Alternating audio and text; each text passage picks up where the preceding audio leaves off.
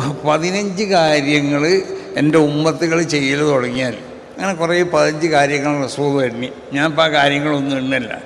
അതിൽപ്പെട്ട ഒന്നാണ് ലഅനു ആഖിറു ആദിയിൽ ഉമ്മ അവ്വലഹ.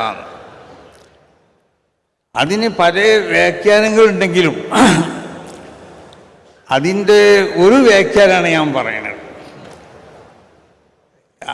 ലഅനു ആഖിറു ആദിയിൽ ഉമ്മ, ഈ ഉമ്മത്തിലുള്ള ഓരോ കാലഘട്ടത്തിലും ആ ഉമ്മത്തിലുള്ള അതിൻ്റെ പിന്നിരയിൽ നിൽക്കുന്ന ആളുകൾ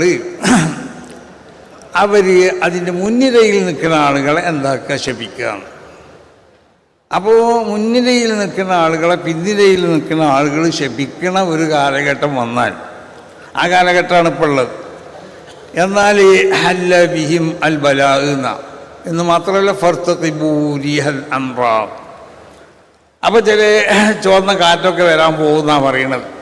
അപ്പോൾ അത് നിങ്ങൾ പ്രതീക്ഷയോടെന്നൊക്കെ പറയുന്നുണ്ട്. അപ്പോൾ അതുകൊണ്ടിട്ട് ഇവിടെ ഇരിക്കുന്ന ഞങ്ങളെയൊക്കെ ബഹുമാനവും ആദരവൊന്നും നിങ്ങൾക്കാർക്കും ഇല്ലാതെ വെക്കുക.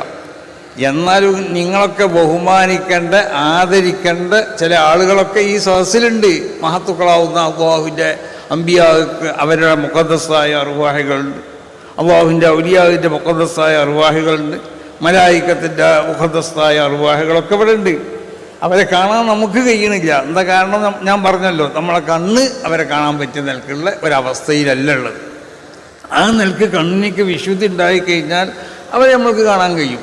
അപ്പം അവരോടൊക്കെ ഉള്ള ഒരു അനാദരവ് ഒരിക്കലും ഇതുപോലുള്ള സദസ്സുകളിൽ നിന്നും നമ്മളിൽ നിന്ന് ഉണ്ടാവാൻ പാടില്ല എന്ന് ആദ്യമായി കൊണ്ട് എല്ലാവരും ഉണർത്തുകയാണ്. ഞാൻ അധികം പ്രസംഗിക്കല്ല, ബഹുമാനപ്പെട്ട തങ്ങൾക്ക് ഇനി യാത്ര ചെയ്യാനുള്ളതാണ്. അപ്പോൾ തങ്ങൾ ഉദ്ഘാടനത്തിൻ്റെ മുമ്പ് ഞാൻ ഒരു അധ്യക്ഷ പ്രസംഗം നടത്താൻ ഞാൻ ഉദ്ദേശിച്ചതുമല്ല. പിന്നെ വിളിച്ചപ്പോൾ